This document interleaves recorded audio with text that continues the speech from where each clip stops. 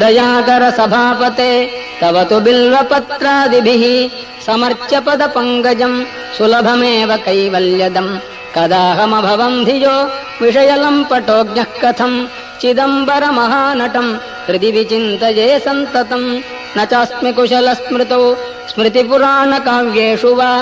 कलासु विविधासु वा परिचितोऽस्म्यहम् नैव भोः कथम् नु मयि भूभुजाम् भवतु हर्षपूरस्वतः चिदम्बरमहानटम् हृदि विचिन्तये त्वामहम् नटेश सुरपूजितम् तव तु कुञ्चिताङ्घ्रिम् जनाः विचिन्त्य सकलेप्सितम् समुपयन्ति भक्ता न किम् कथम् नु विषयोन्मुखः शिवकपर्दिनम् सन्ततम् चिदम्बरमहानटम् हृदि विचिन्तये त्वामहम् सदा शिव भवाम् स्मृतः क्षणिकतोऽपि सर्वार्तिः विना समयदेशकालः भाग्यहीनस्त्वयम् त्वदीय परिचिन्तन